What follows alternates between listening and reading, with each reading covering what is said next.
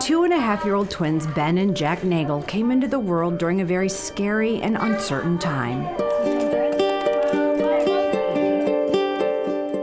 So they were born in April of 2020. That was right at the height of everything. There was a period where I didn't know if I was going to be able to be there for their births. The COVID-19 pandemic had been declared 6 weeks earlier. Somehow, first-time parents Amber and David made it through. They stayed safe and healthy while they doted on their new baby boys. Kick, Bubba. Kick those legs. What about you, Jack? They've been completely different from the day they were born. Benny's always been the kind of goofy, just rambunctious, wants to kind of rough you up a little bit brother, and then Jack's the one that's more reserved, laid back, kind of quiet, sweetheart, yeah.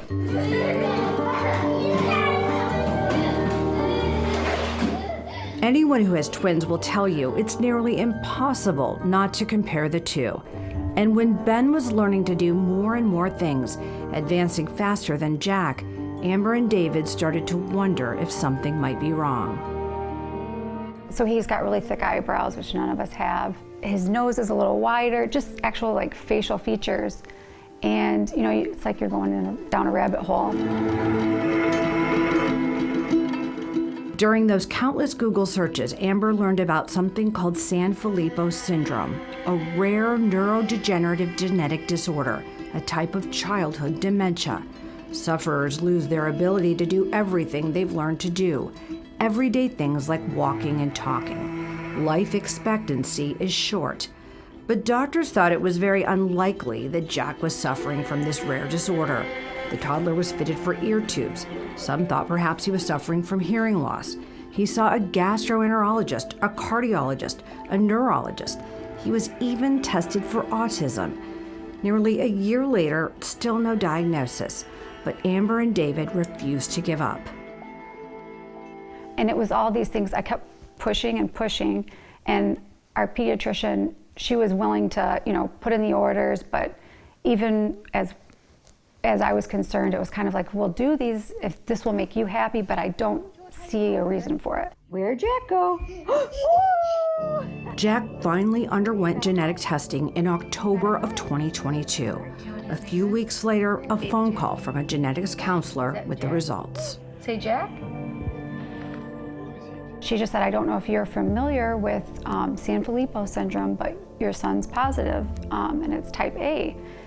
And I was at work and I just kind of fell because I knew everything about it because it's been on my mind for almost a year. And that was the one thing, just please God, don't let that be it. Children with Sanfilippo syndrome are born with a genetic defect, a change in their DNA that causes their bodies to lack a necessary enzyme. Without that enzyme, they are unable to break down heparan sulfate, a natural cellular waste.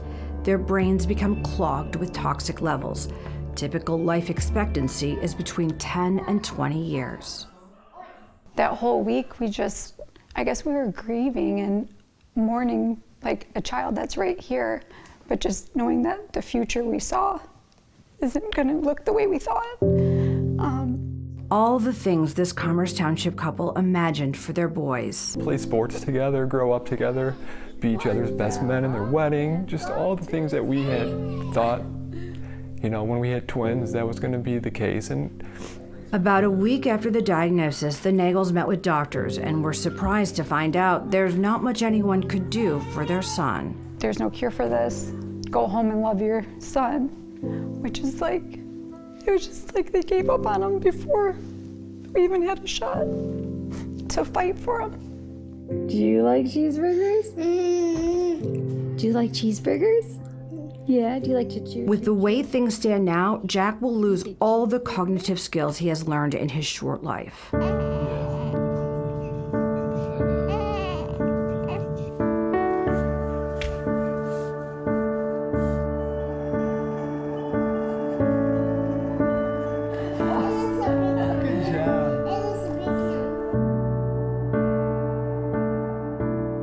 It's like you have enough time to fall in love with this child and watch him walk, talk, and then you have to watch it slowly be taken away. It just seems like a nightmare.